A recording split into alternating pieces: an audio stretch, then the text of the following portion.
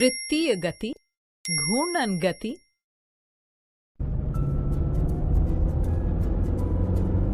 दीदी, ये गाड़ियाँ तो कितनी तेज चल रही हैं, पर हमारी साइकिल तो इनसे कितनी धीरे चलती है। और दीदी, ये पेड़ तो चलते ही नहीं। अच्छा बच्चों, तो क्या तुम मुझे अपने आसपास कुछ ऐसी वस्तुओं के नाम बता सकते हो जो चलती हो और कुछ ऐसी जो न चलती हो? दीदी, हमारे बैग, बिजली के खंबे, ये तो अपनी जगह ही खड़े रहते हैं। और दीदी, ये गाड़ियाँ, चिड़िया आदि तो एक जगह से दूसरी जगह आते जाते रहते हैं।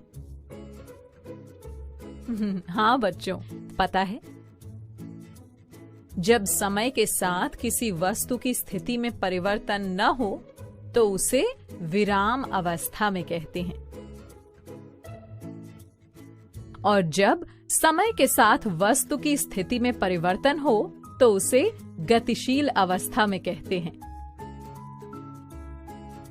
बच्चों, पर क्या तुम बता सकते हो कि हम ये कैसे कह सकते हैं कि कौन सी वस्तु गतिशील अवस्था में है और कौन सी वस्तु विराम अवस्था में है? वो तो हमें देखकर ही पता चल जाता है दीदी। अगर ऐसा है तो चलो मैं तुम्हें एक स्थिति बताती हूँ। ध्यान से सुनना और फिर मुझे इस प्रश्न का उत्तर दोबारा बताना। ठीक है दीदी। मान लो तुम सब एक बस के अंदर बैठे हो और सवाली खिड़की के पास बैठी है। बस चल रही है। सवाली, क्या तुम्हें बस के अंदर बैठे हुए लोग चलते हुए दिखते हैं? नहीं दीदी, जब हम बस के अंदर होते हैं तो हमें सब रुके हुए ही दिखते हैं। अब मान लो खोजी उस बस को बाहर से देखता है। खोजी, क्या तुम्हें भी ऐसा ही दिखता है? नहीं दीदी, मुझे तो बस और उसमें बैठे हुए लोग चलते हुए ही दिखेंगे। पर ऐसा कैसे कि एक ही समय पर सवाली को तो सब रुके हुए दिख रहे होंगे और तुम्हें चलते हुए? ओ, ये तो हमने सोचा ही नहीं। आप ही बताइए ना दीदी। बच्चों, ऐसा इसलिए होता है क्योंकि विराम अवस्था और गतिशील अवस्था देखने वाले की स्थिति पर निर्भर करता है। जैसे जब हम स्वयं भी चलती हुई बस में होते हैं तो उसके अंदर स्थित सभी वस्तुएं और लोग हमें विराम अवस्था में लगते हैं, जबकि बाहर से देखने वाले व्यक्ति को बस और उसके अंदर के लोग गतिशील लगते हैं। चलो, अब बाकी बातें स्कूल पहुंचकर करेंगे। जानते हो बच्चों, कुछ वस्तुएं ऐसी भी होती हैं जो स्वयं तो एक स्थान से दूसरे स्थान तक गतिशील नहीं होती, पर उनके कुछ भाग गतिशील होते हैं। सच दीदी, कोई उदाहरण देकर बताइए ना। जैसे ये पंखा देखो, ये स्वयं तो एक स्थान से दूसरे स्थान तक गति नहीं करता, पर इसकी पंखुड़ियां गोल गोल घूमती हैं, यानी गति करती हैं। दीदी, मेरे दादाजी के घर पर एक पेंडुलम वाली घड़ी है। उसका पेंडुलम भी गति करता है। हाँ दीदी, और हर घड़ी गति नहीं करती, पर उसकी सुइयां गति करती हैं। पर दीदी, वो घंटे को दर्शाने वाली सुई को देखकर लगता ही नहीं कि वो गति भी करती है। सही कहा खोजी। इसलिए कोई वस्तु गतिशील है या विराम अवस्था में, यानी गति की सही स्थिति का अवलोकन करने के लिए वस्तु का लंबे समय तक अवलोकन करना चाहिए। अच्छा बच्चों, ये बताओ, क्या घड़ी की सुइयां और रास्ते पर चलती गाड़ियां एक जैसी गति करती हैं? नहीं दीदी, घड़ी की सुइयां तो गोल गति करती हैं, जबकि गाड़ियां तो सीधी दिशा में गति करती हैं। बिल्कुल सही खोजी। इससे हमें पता चलता है कि गति के विभिन्न प्रकार होते हैं। गति के कौन कौन से प्रकार होते हैं दीदी? तुमने शायद टीवी पर या सच में फौजियों को परेड करते देखा होगा। वो कैसे चलते हैं? दीदी, वे तो बिल्कुल सीधी रेखा में चलते हैं। और स्कूल के तेज गति से दौड़ने वाली रेस में तुम किस दिशा में गति करते हो? हम बहुत तेज गति से बिल्कुल सीधी रेखा में भागते हैं।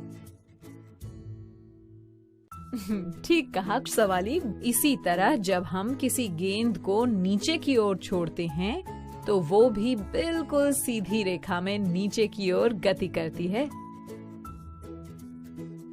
बच्चों, वे सभी स्थितियां जिनमें कोई वस्तु एक सीधी रेखा में गति करती है उसे सरल रेखीय गति यानी रेक्टिलिनियर मोशन कहते हैं। सरल यानी सीधी और रेखीय यानी रेखा में तो सरल रेखीय गति मतलब सीधी रेखा में गति। अब समझे दीदी?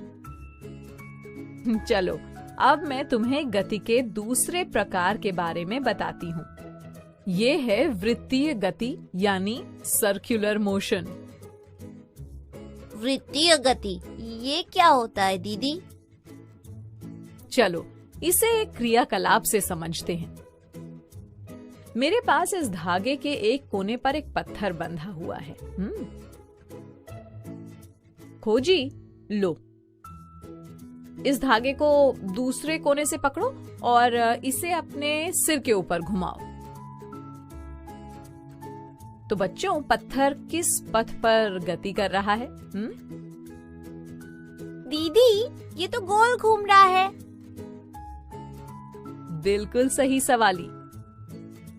गोल यानी वृत्ताकार। केवल इतना ही नहीं, हाथ से पत्थर की दूरी सदैव बराबर रहती है। इस प्रकार जब कोई वस्तु किसी वृत्तीय पथ पर गति करती है तो उसे वस्तु की वृत्तीय गति कहते हैं। तो दीदी, वो गोल घूमने वाला झूला, चक्र डोला या गोल पथ पर रेस लगाते व्यक्ति की गति भी वृत्तीय गति के उदाहरण हुए ना? हाँ खोजी, बिल्कुल सही। तो फिर दीदी, पंखे की पंखुड़ियां और घड़ी की सुइयां भी वृत्तीय गति का ही उदाहरण हुई ना?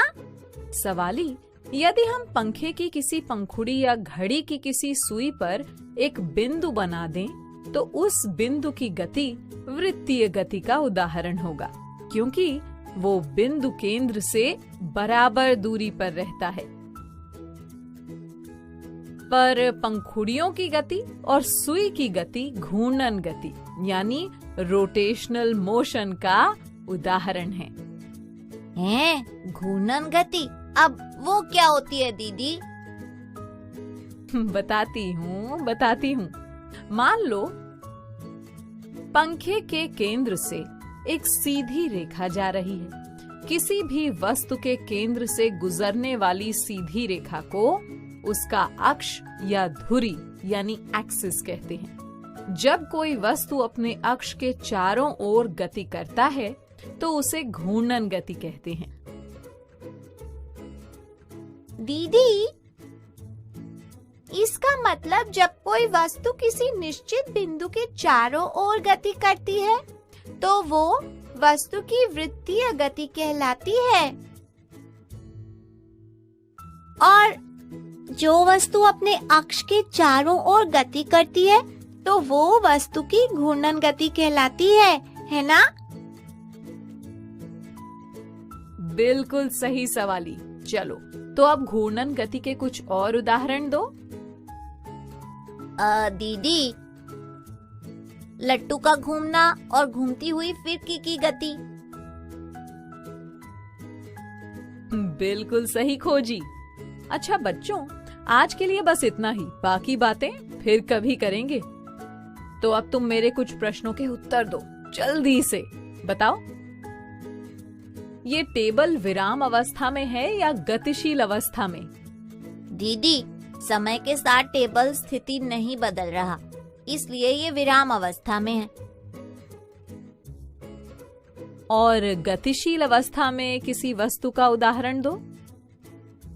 दीदी, चलते हुए जीव जंतु, उड़ता हुआ हवाई जहाज आदि गतिशील वस्तुओं के उदाहरण हैं, है ना? बिल्कुल सही सवाली। चलो अब जल्दी से सरल रेखीय गति का कोई उदाहरण दो। दीदी, पेड़ से गिरता फल सीधी रेखा में गिरता है, तो वो भी सरल रेखीय गति हुई ना? अरे वाह।